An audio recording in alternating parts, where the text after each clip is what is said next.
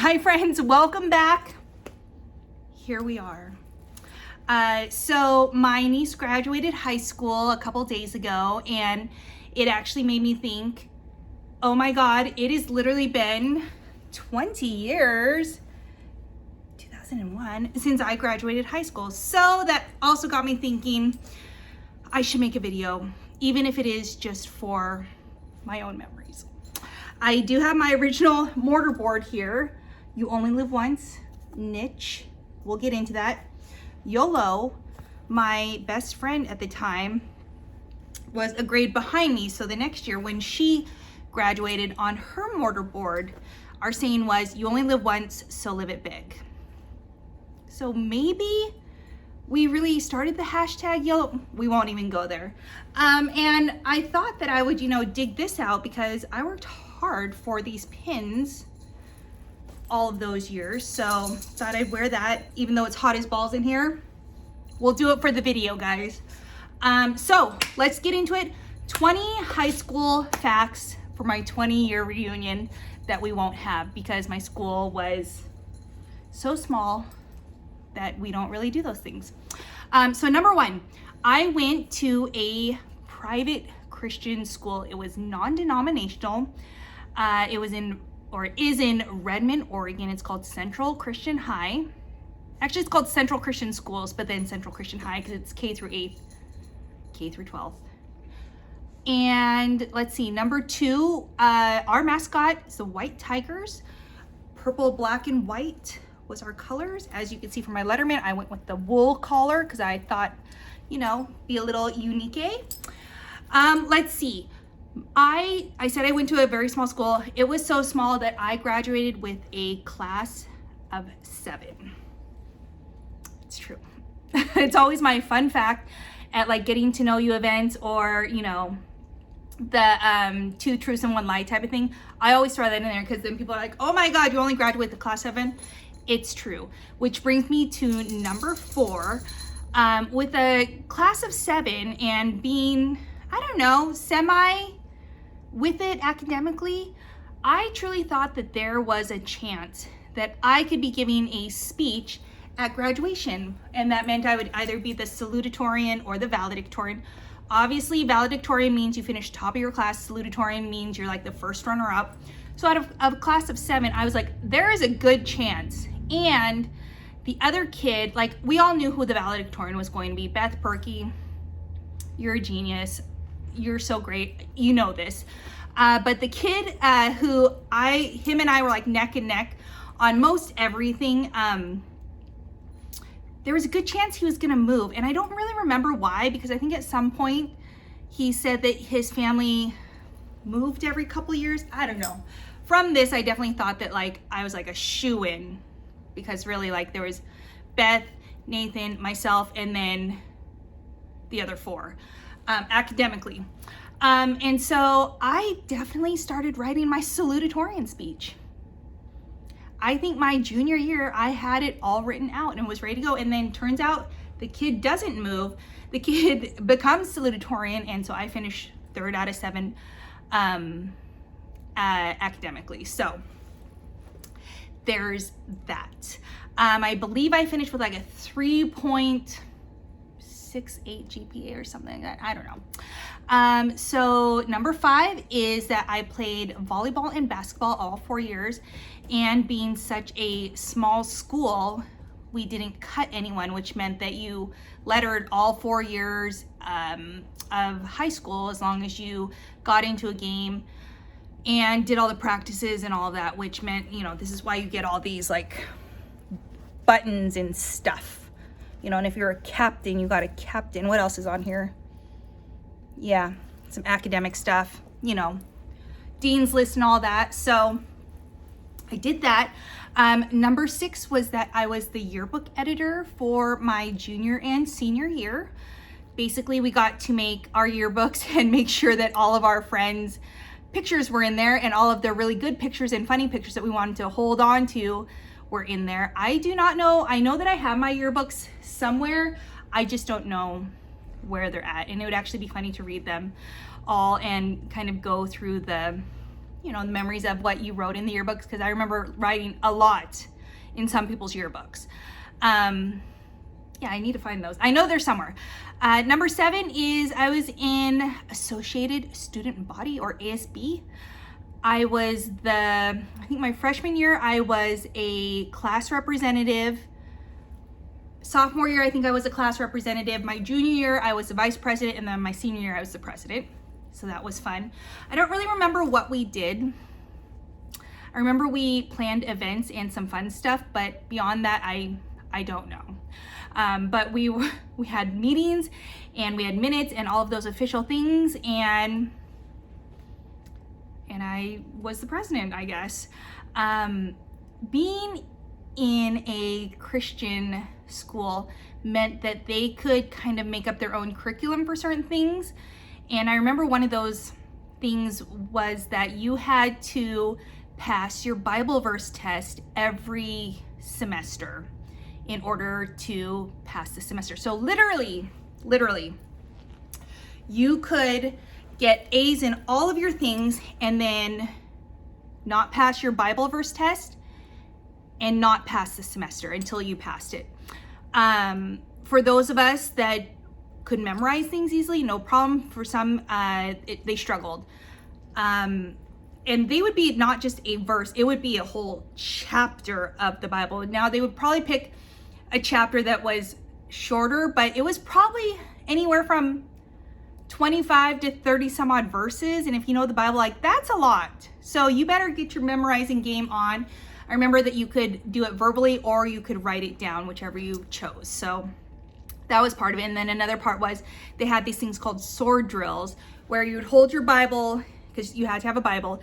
You held your Bible in your hand above your head, and the teacher would call out a Bible verse, and they would say go, and you'd pull down your sword, because your Bible is your sword, and then you would flip to the verse, the book and the verse, and whoever got there first got a point. So I remember playing that quite a bit, and I got pretty good at it. Nowadays, I don't think that I could. I know that Psalms is right in the middle, and I could probably manage my way through, but not as I used to be really, really good. So let's see, number 9. I mentioned that I finished 3 out of 7 in my class, and with that GPA, I did not have to work very hard though. I don't remember turning in a whole lot of homework, especially in the math department, and somehow I got it all done. Knowing now that I have ADHD, that would have done wonders for me earlier in life, but did not know that. But I didn't have to work very hard. I could do a little cramming beforehand and usually do well on my tests and everything. I did struggle in math. I did struggle in science, everything but chemistry. So that whole like cram session thing and then try and go and ace it was, I mean, it worked for most things. Like English was fine, history was fine, all of those things. But the things that like actually you had to know what numbers to do what with, I don't know how I passed, honestly. But I did.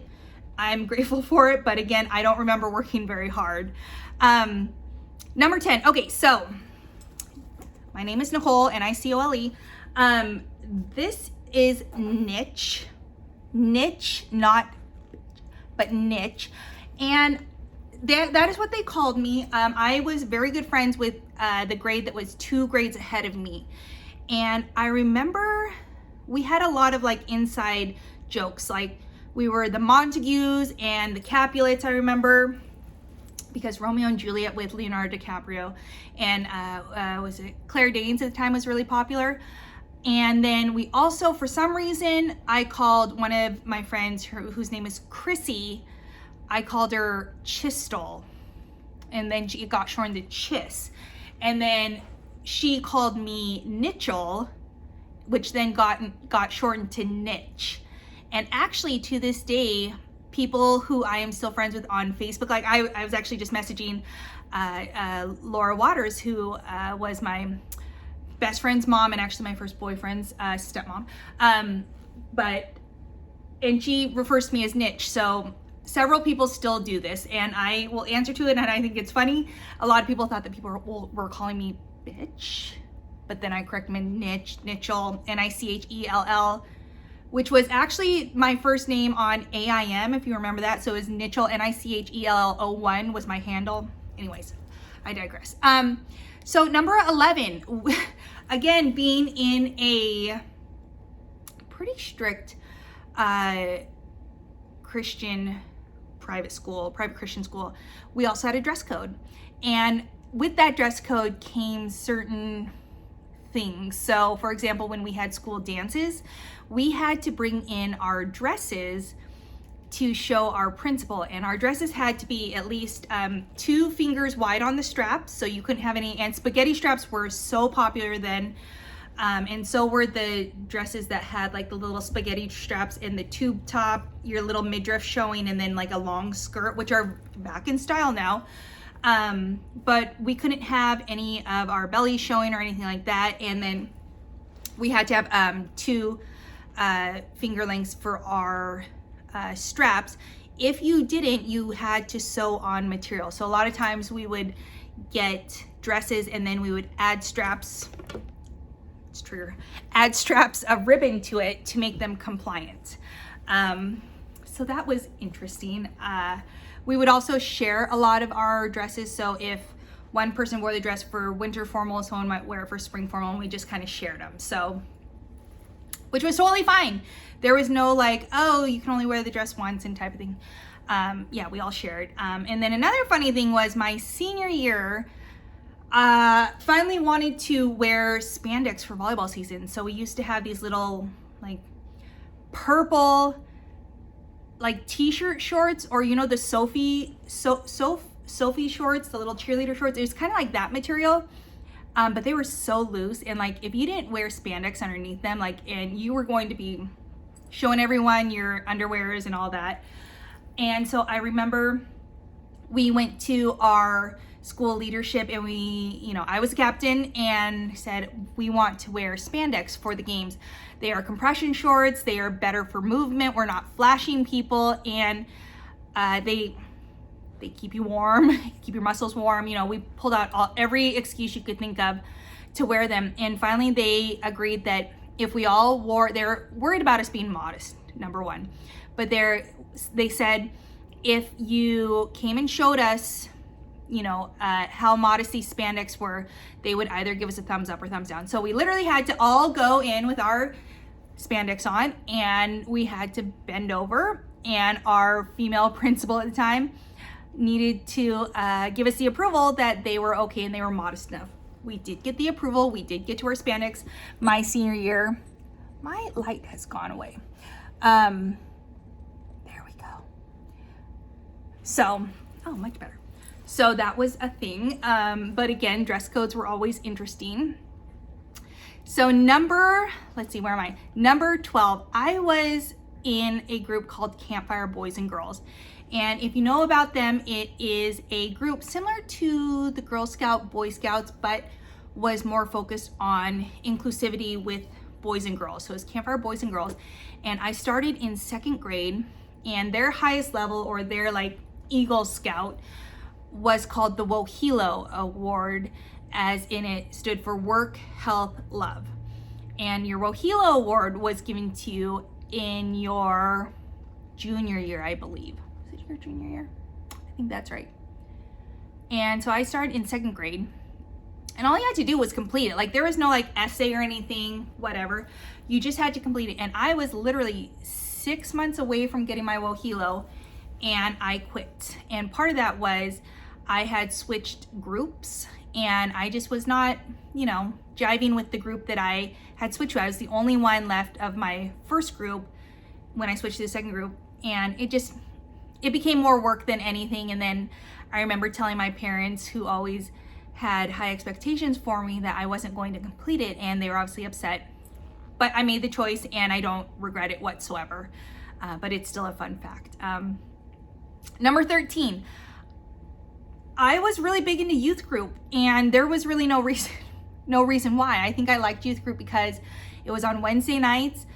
It went until, I don't think I was home till like 10:30 or something, and we would always have a good time. I went to the Foursquare youth group because my church that I went to didn't have one. And the Foursquare youth group was really cool because they had like a skate ramp inside of it and lots of really loud music and basketball, and it was just kind of a cool hangout place, which was the appeal to going to youth group. So, but I was a really big youth group. We're like, sometimes we'd go like twice a week, depending on which group of friends was able to go, depending on our parents. So, and then number 14, so a wild night for us, because we're all pretty sheltered kids, was going to the bowling alley, and I believe it's called Sun Mountain Fun Center there, and going to the bowling alley and just having a wild night. I think that you could bowl a game for like $1.50 or something, and then your shoes were like 50 cents, something like that. But that was a wild night where we would bowl like 1 or 2 games and then go to Sherry's afterwards, and we just thought that we were like the absolute shit. Like, we'd go to Sherry's and immediately the server would give us one of those cards that talked about noise and everything, and we were just like, we're so cool, you know, it's fine. We just went bowling, and anyways, but that was a wild night back in high school. Didn't really drink. I shouldn't say that. I didn't drink at all. And the friend group that I had was not interested in that either. So again, Sherry's, milkshakes, or the club sandwich was really popular because we could each like have a piece of it if you got into it with like 4 people. And then like the fries, of course. So yeah. Number 15, I was in choir. A long time, actually, probably since I was in super little grade school up through high school. I was an alto. Mostly because we didn't have a lot of electives to do, but also the choir group got to go on this trip every year to what was called Musical. And basically you went for, I want to say it was 3 days, 2 days, 3 days, but we would drive up to Bothell, Washington from Redmond, Oregon. So it was a long road trip.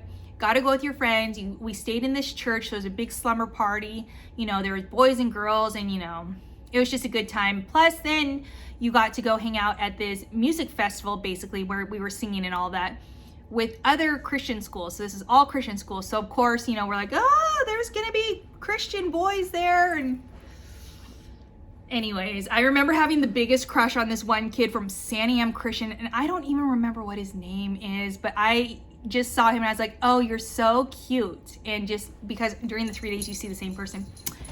And yeah, I remember doing silly things like I would, my sophomore year, I would borrow the Letterman from one of my friends, Jennifer Spurgeon, or Jennifer Means, who didn't belong to choir. And I'd borrow their Letterman to wear so that the boys would think that, you know, I was older and everything. So fun fact, but it never worked. And it was still a lot of fun, but that's what I remember about choir. And it was like chamber choir. It wasn't like Glee. Like, I would have loved Glee, even though, you know, not a very good singer or anything, but I would have loved to have been a part of that and doing like the dance choir movement, even though I have no rhythm either, but it would have been a fun time. Number 16, every year your grade would fundraise for your senior trip. So I remember doing like pop can fundraisers, popcorn fundraisers, barbecue fundraisers, those things, all in preparation for your senior trip. And our senior trip was to San Francisco. I remember going with our school administrator, Mrs. Graves, and she drove, I think we drove a van down to San Francisco, and we went out to Alcatraz, and we did what's that really, you know, the road that's like really spinny. We went to Ghirardelli. We did all the things, and it was just a really good time. I remember we had stopped in, I believe, Stockton, California to spend a night. And my friend Nikki, who was in the same grade and we were on the trip together, Nikki, we decided to sneak out, and we had met these other kids that were there. Actually, most of us went. There's probably a good 4 of us out of the 7. And we met these kids, and I remember Nikki smoked a cigarette, and she passed it to Nathan, who took a puff, and then I was just like, I'm good, you know, because good kid and everything, and smoking was bad. Whatever. So yeah, San Francisco. And I think it was a good week or 5 days or something like that. It was a good little trip, but that was a lot of fun. Number 17. So my first boyfriend was in high school. I didn't actually have a real boyfriend and go on dates or anything until I was 16, and I was a junior then. So I graduated when I was 17. But yeah, so first boyfriend, he was my best friend's brother, go figure. And it just seemed like the perfect fit. I was so in love. I thought we were going to get married. He was a grade ahead of me. So of course, like my whole senior year when he was at college was just the most horrible year of my life. Thought I was going to die, and all that. What's funny now is he is a preacher. Now he is actually a preacher. And that is his job. So I can't imagine being a preacher's wife. I'm sure he's happily married still. And I believe he has like 3 or 4 kids, something like that. But hey, wild to think that, it's like Garth Brooks, the unanswered prayers, where you're praying for something to work out and then it doesn't, then there's definitely a reason. And we all know I'm not meant to be a preacher wife.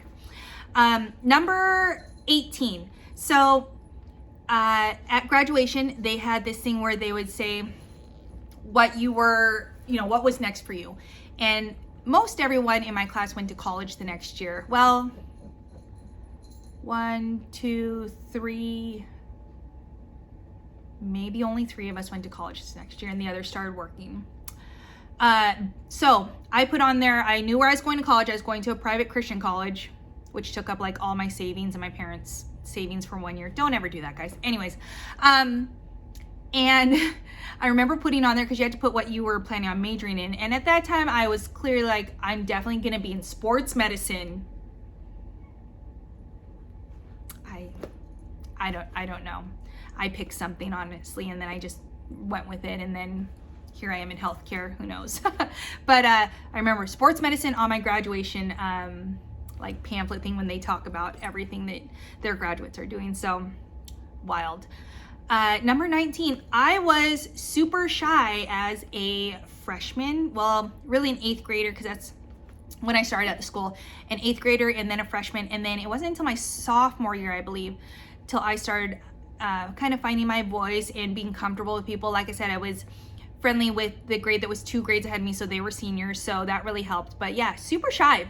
Super shy. I remember dressing up for Spirit Week, and then I was so embarrassed that I would slowly start taking apart my costume throughout the day, where I would just end up in like regular clothes at the end of the day. And it was just because I was shy. I never tried out for like any of the drama parts or anything like that.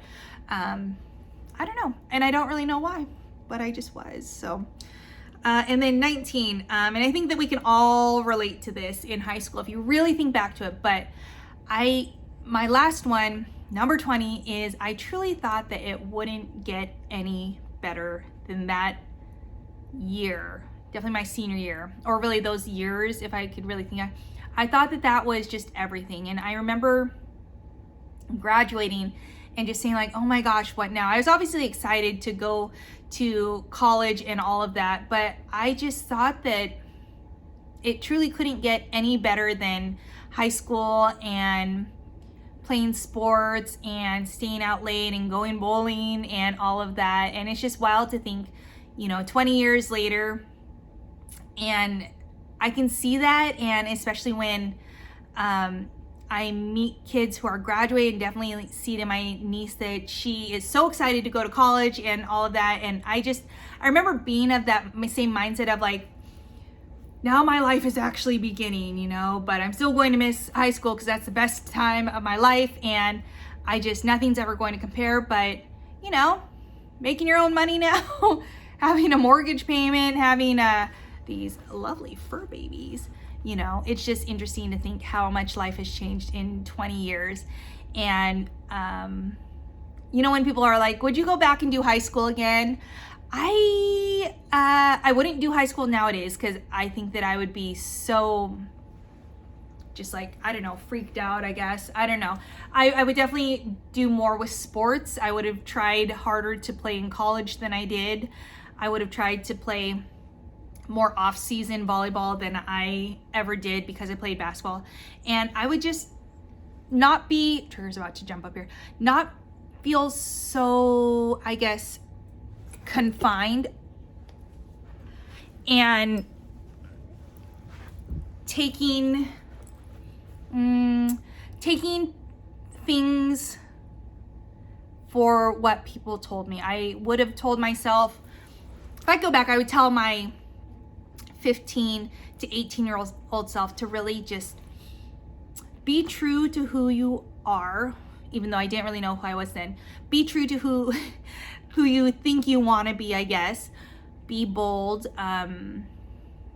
Be okay asking questions and being curious and stepping out of your comfort zone and not taking things not believing things because people in authority tell you that.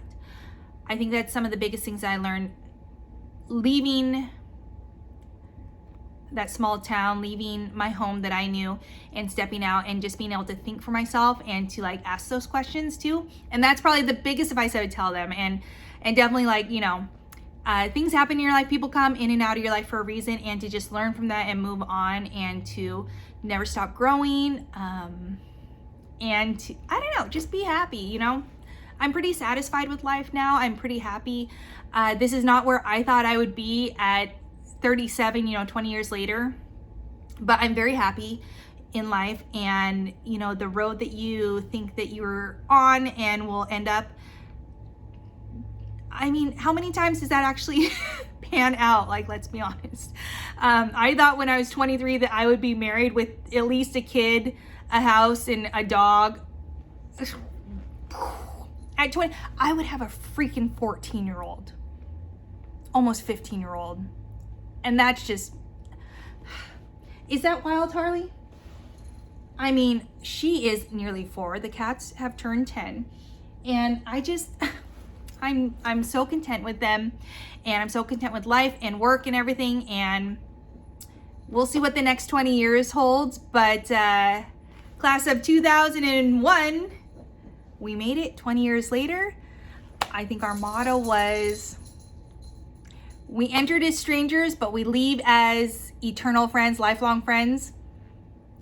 I don't talk to any of them anymore. But I mean, like, I think I'm Facebook friends with a couple of them. Beth Berkey was probably the person that I kept in touch most with. So there is that. Oh, and Jenna. Do talk to Jenna on Facebook. But yeah, it's just interesting where life takes you. Hope you enjoyed this video. Please comment your favorite high school memory down below. Hit that like button. Let's blow it up. If you have graduated high school, if any of this related to you, I would love it if you would share something about your high school memories. And then definitely subscribe, and I'll see you later. Bye. As we go on, we remember all the times we had together. And as our lives change, come whatever, we will still be friends forever. Oh my God, this is hilarious. So I was putting away my Letterman, and I found a note. Marcy, I think Marcy was 2 grades below me, I think. Anyways, it says, Nitch, hey, how's it going? Good here. I'm just scared that she will be mad and think I'm trying to break them up, and she'll probably show Matt the letter, and then he'll be mad. I just have to get enough nerve. Maybe I'll do it on the bus. Well, I don't have much more to write. I'm having a hard time thinking. Love always, Marcy. And then it says WB, which meant right back. P.S. I'll write on the bus. And then up on the top, clearly maybe someone else got a hold of the note, which was very common. It says Poco, Rojo, Piojo, and Miojo. Hey Nitch, how's it going? And then I found this. I don't even know what this means. Things to do, and it's 2/1/01. It is my, I don't know whose handwriting this is actually. And it says cumulative GPA 3.583. And it says 3 out of 7. but I feel like I graduated with a 3.6 something, so whatever, but this just might be the receipts needed, but I thought that was funny. Anyways, goodbye.